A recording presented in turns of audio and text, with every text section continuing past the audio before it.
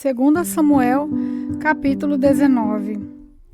Contaram a Joabe que o rei Davi estava chorando e se lamentando por causa de Absalão.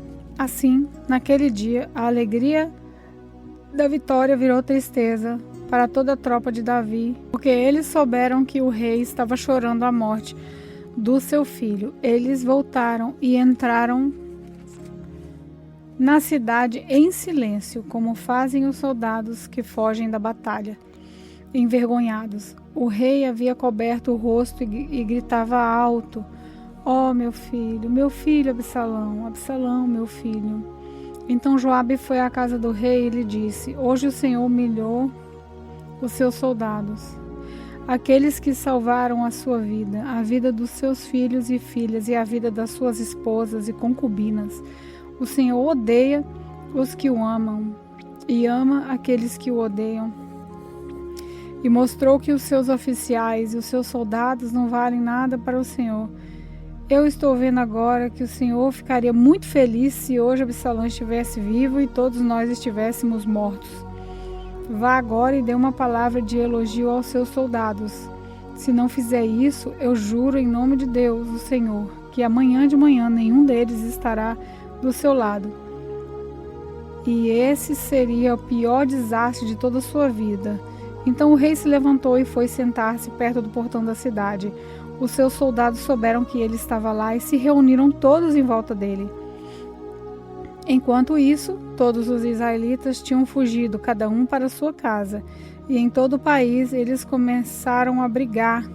Eles diziam: "O rei Davi nos livrou dos nossos inimigos, ele nos livrou dos filisteus, mas agora fugiu de Absalão e saiu do país. Nós escolhemos Absalão para ser o nosso rei, mas ele morreu na batalha. Então, por que não tentamos trazer o rei Davi de volta?" O rei Davi soube do que os israelitas estavam dizendo, então enviou os sacerdotes Zadoque e Abiatar aos líderes de Judá para perguntarem o seguinte: "Por que vocês seriam os últimos a ajudar a trazer o rei de volta ao seu palácio? Vocês são os meus parentes da minha própria carne e do meu próprio sangue. Por que vocês seriam os últimos a me ajudar a me trazer de volta?" Davi também mandou-os dizer a Amasa: "Você é meu parente. De agora em diante você será o comandante do exército em lugar de Joabe. Que Deus me mate se eu não fizer isso." Com essas palavras o rei ganhou o coração de todos os homens de Judá, e eles mandaram-lhe dizer que voltasse com todos os seus oficiais. Davi voltou e chegou até o rio Jordão. Os homens da tribo de Judá foram encontrá-lo em Gilgal, para acompanhá-lo na travessia do rio. Ao mesmo tempo, Simei, o benjamita, filho de Gera da cidade de Baurim, foi depressa ao rio Jordão para se encontrar com o rei Davi. 1000 homens da tribo de Benjamim estavam com Simei. Também Ziba, que trabalhava para a família de Saul, foi ao Jordão com os seus 15 filhos e 20 empregados. Eles chegaram lá antes do rei. Atravessaram o Jordão para acompanhar a gente do rei que na travessia do rio e fazer tudo o que o rei quisesse. Quando o rei estava se aprontando para atravessar o rio, Simei se jogou no chão em frente dele e disse: "Ó rei, eu peço que me perdoe o mal que lhe fiz no dia em que o Senhor saiu de Jerusalém. Esqueça o que eu fiz, nunca mais pense nisso.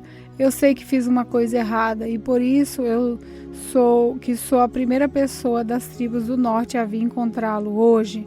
Então Abissai, cuja mãe era Geruia, disse: "Simei devia morrer por ter amaldiçoado aquele que Deus escolheu como rei." Mas Davi disse a Abissai e ao seu irmão Joabe: "Vocês, filho de Zeruia, não tem nada a ver com isso. Vocês estão querendo me criar problemas? Agora eu sou o rei de Israel e nenhum israelita será morto hoje." E disse a Simei: "Eu juro que você não será morto." Mefibosete, o neto de Saul, também desceu para ir ao encontro do rei. Ele não havia lavado os pés, nem aparado a barba, nem lavado as suas roupas desde o dia que o rei tinha saído de Jerusalém até o dia em que voltou vitorioso. Quando Mefibosete chegou de Jerusalém para encontrar com o rei, esse lhe perguntou: Mefibosete, por que você não foi comigo? Ele respondeu: Ó rei, o senhor sabe que eu sou aleijado. Eu mandei o meu escravo arriar o meu jumento para que eu pudesse montar e ir com o senhor, mas o meu escravo me traiu. Ele lhe contou mentiras a meu respeito. Mas o Senhor é como um anjo de Deus e sabe a verdade. Portanto, faça o que achar melhor. Toda a família do meu pai merecia ser morta pelo Senhor, mas o Senhor me deu o direito de comer junto com o Senhor. Eu não tenho direito de lhe pedir mais nenhum favor. O rei respondeu: Não diga mais nada. Eu resolvi que a propriedade de Saul está dividida entre você e Ziba. Ziba, fique com tudo. Respondeu Mefibosete: Para mim é suficiente que o senhor tenha voltado em paz para casa. Barzilai, da cidade de Rogelim, que ficava na região de Gileade, também tinha vindo da sua cidade para acompanhar o rei na travessia do rio Jordão. Barzilai era bem velho, tinha 80 anos de idade, era muito rico e quando o rei esteve em Manaim, ele o havia sustentado. Barzilai disse ao rei: Venha para Jerusalém e fique comigo, que eu o sustente. Mas ele respondeu: Eu não vou viver muito mais, porque iria para Jerusalém com o Senhor. Já tenho 80 anos e não tenho prazer em mais nada. Não sinto gosto do que como ou bebo e já não posso ouvir a voz dos cantores. Eu seria somente um peso para o Senhor. Não mereço uma recompensa tão grande como essa. Eu irei com o Senhor só até um pouco depois do Rio Jordão. Deixe-me voltar para casa e morrer perto do túmulo dos meus pais. Mas aqui está Quimã, o meu escravo. Leve-o com o Senhor e faça com ele o que achar melhor. O rei respondeu: Eu o levarei comigo e farei por ele tudo o que você quiser. Eu farei por você qualquer coisa que me pedir. Então Davi e toda a sua gente atravessaram o rio Jordão. Ele beijou Barzilai e lhe deu a sua bênção, e Barzilai voltou para casa. O rei atravessou o rio acompanhado de todos os homens de Judá e pela metade dos homens de Israel. Dali foi para Gilgal, e Quimã seguiu com ele. Então todos os israelitas foram e disseram a Davi: Ó rei, por que é que os nossos irmãos, os homens de Judá, se acharam com o direito de trazer o Senhor, a sua família e a sua gente para esse lado do Rio Jordão? Os homens de Judá responderam: Nós fizemos isso porque o rei é nosso parente. Será que isso é razão para vocês ficarem zangados? Será que o rei pagou pela nossa comida ou nos deu alguma coisa? Os israelitas disseram: Nós temos 10 vezes mais direitos sobre o rei Davi do que vocês, embora ele seja seu parente. Por que é que vocês fizeram pouco caso de nós? Afinal de contas, nós somos os primeiros a falar de trazer o rei de volta. Mas a resposta dos homens de Judá foi ainda mais violenta do que as dos homens de Israel. 2 Samuel, capítulo 20. Aconteceu que estava ali um sujeito ordinário chamado Zeba, filho de Bigri, da tribo de Benjamim.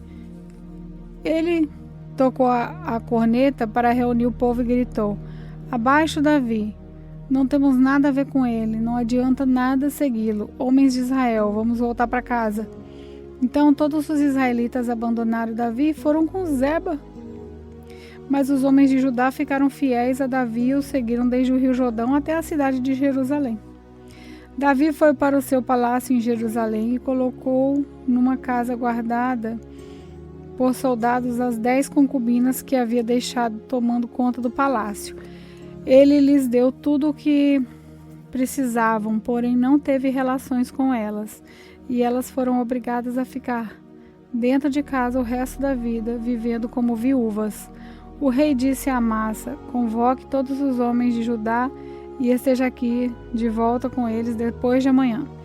Amasa saiu para convocar os homens, porém não voltou no dia que o rei havia marcado. Então Davi disse a Abissai: Zeba vai nos dar mais trabalho do que Absalão. Pegue os meus homens e vá atrás dele, senão ele poderá tomar algumas cidades cercadas de muralhas e escapar de nós. Então os homens de Joabe, os queretitas e os peletitas e os soldados mais valentes seguiram Abissai. Eles saíram de Jerusalém para perseguir Zeba. Quando chegaram à pedra grande da cidade de Gibeão, Amasa encontrou-se com eles. Joabe estava vestido com roupa de guerra e tinha uma espada na bainha, que estava pendurada no cinto. Quando ele avançou, a espada caiu. Então Joabe disse a Amasa: "Como vai, meu amigo?" E pegou na barba de Amasa com a mão direita para beijá-lo. Amasa não reparou que Joabe tinha uma espada na outra mão. Então Joabe enfiou a espada na barriga de Amasa, e os seus intestinos saíram e se espalharam pelo chão. Ele morreu na mesma hora. Joabe não teve de feri-lo uma segunda vez. Em seguida, Joabe e o seu irmão Abissai continuaram a perseguir Zeba. Um dos soldados de Joabe ficou perto do corpo de Amasa e gritou: "Todos os que estão do lado de Joabe e são a favor de Davi, sigam Joabe." O corpo de Amasa ficou estendido no meio da estrada, coberto de sangue. O ajudante de Joabe viu que todos estavam parando. Então arrastou o corpo para fora da estrada e estendeu um cobertor sobre ele, porque todos os que viam paravam. Depois que o corpo foi tirado da estrada, todos foram com Joabe perseguir Zeba. Zeba atravessou as terras de todas as tribos de Israel e foi parar na cidade de Abel-Bet-Maaca. Todas as pessoas do grupo de famílias de Bicri se reuniram e foram com ele para dentro da cidade. Os soldados de Joabe chegaram e cercaram a cidade. Eles construíram rampas de terra encostadas nas muralhas e também começaram a cavar debaixo da muralha para fazê-la cair. Havia na cidade uma mulher muito esperta. Ela gritou do muro: "Escutem, escutem, digam a Joabe para vir aqui, que eu quero falar com ele." Joabe foi, ela perguntou: "Você que é Joabe?" "Sim, sou eu", respondeu ele. "Escute, senhor", ela disse. "Estou escutando", respondeu ele. Então ela disse: "Antigamente costumavam dizer: vão e peçam conselhos na cidade de Abel. E era assim que resolviam os problemas. A nossa cidade é grande e uma das mais pacíficas e leais a Israel. Por que você está tentando destruí-la? Você quer arrasar o que pertence a Deus, o Senhor?" "Nunca", respondeu Joabe. "Eu nunca destruirei nem arrasarei a sua cidade. Nosso plano não é esse. Um homem da região montanhosa de Efraim, chamado Zeba, filho de Bicri, começou uma revolta contra Davi, o nosso rei. Entreguem só esse homem e eu irei embora. Nós jogaremos a cabeça dele por cima da muralha para você", disse ela. Aí ela foi dar o seu conselho ao povo da cidade e eles cortaram a cabeça de Zeba e a jogaram por cima do muro para Joabe. Ele tocou a corneta, reuniu os homens e todos deixaram a cidade e voltaram para casa. E Joabe voltou para perto do rei Davi em Jerusalém. Joabe era o comandante do exército de Israel. Benaías, filho de Joiada, era o chefe dos queretitas e dos peletitas. Adomirão era responsável pelos homens condenados a trabalhos forçados. Josafá, filho de Ailude, era o conselheiro do rei. Serva era o escrivão. Zadok e Abiatar eram os sacerdotes.